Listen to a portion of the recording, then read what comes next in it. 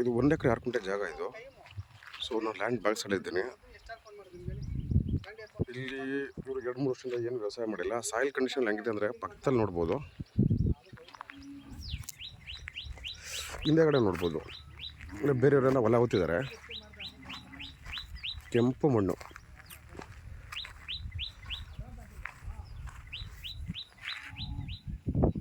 ಕೆಂಪು ಮಣ್ಣು.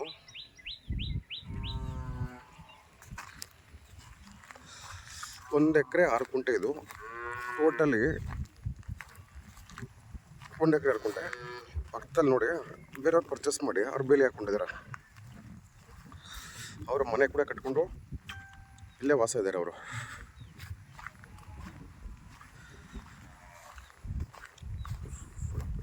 ಈ ಹೊಲನ ಉತ್ತರೆ ಪಕ್ಕದಲ್ಲಿ ಏನು ಕಾಣಿಸ್ತಾ ಇದೆ ಅದೇ ಥರ ಕಾಣಿಸುತ್ತೆ.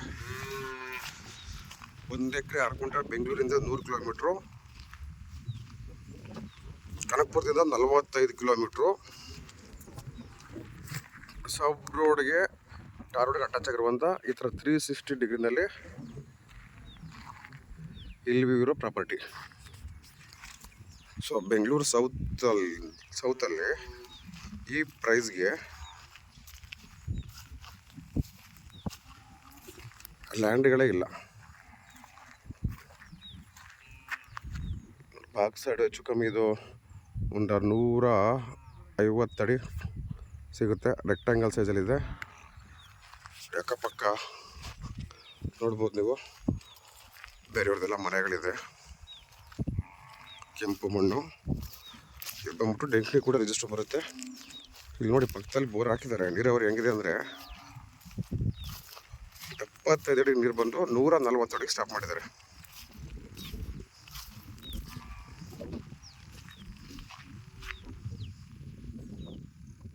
ಈ ಥರ ಇಲ್ಲಿ ಇರುವಂಥ ಪ್ರಾಪರ್ಟಿ.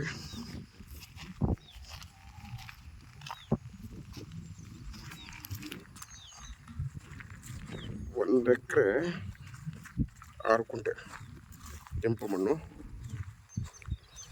ಇದರಲ್ಲಿ ಒಂದು 8ರಿಂದ 10 ಗುಂಟೆನಲ್ಲಿ ಈ ಥರ ಹಾಸು ಕಲ್ಲುಗಳಿದ್ದಾವೆ.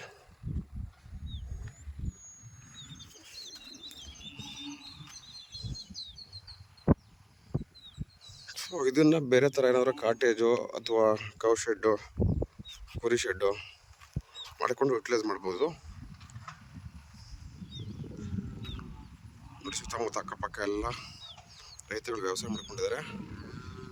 ಅಲ್ಲಿ ಏನು ಗ್ರೀನ್ ಕಲ್ಲು ಕಾಣಿಸ್ತಿದೆಯಲ್ಲ ಅದು ರೋಡು.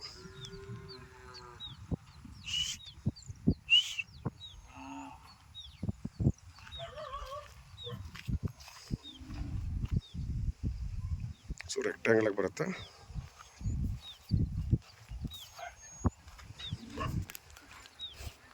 ಈ ಕಲ್ಲನ್ನ ತೆಗಿಯೋಕ್ಕಾಗಲ್ಲ. ತೆಗಿಯೋ ಬದಲು ಇದನ್ನು ಬೇರೆ ಥರ ಯುಟಿಲೈಸ್ ಮಾಡ್ಕೊಬೋದು.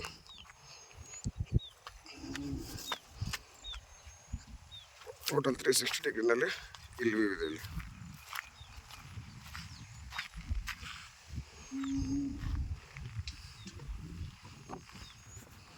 1 ಎಕರೆ 6 ಗುಂಟೆ. ಬೆಂಗಳೂರಿಂದ 100 ಕಿಲೋಮೀಟ್ರು, ಕನಕಪುರದಿಂದ 45 ಕಿಲೋಮೀಟ್ರು.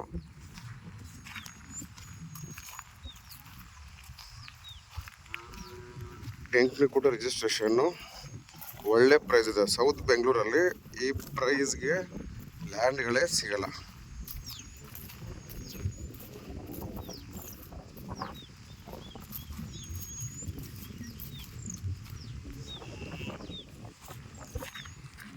ಅಲ್ಲಿ ಒಂದು 4-5 ಗುಂಟೆನಲ್ಲಿ ಈ ಥರ ಹಾಸುಕಲ್ಲು ಬರ್ತವೆ. ಇಲ್ಲಿ ಫ್ರಂಟಲ್ಲೂ ಅಷ್ಟೇ.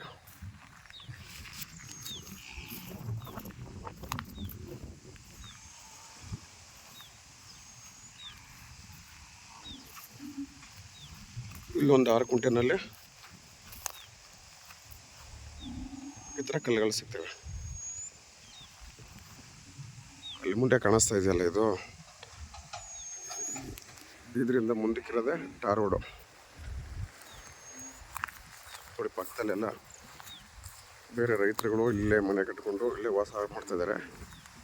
ಇದೊಂದು ಸಬ್ ಟಾರ್ ರೋಡು. ಹಳ್ಳಿಯಿಂದ ಹಳ್ಳಿಗೆ ಕನೆಕ್ಟ್ ಆಗುವಂಥ ರೋಡು.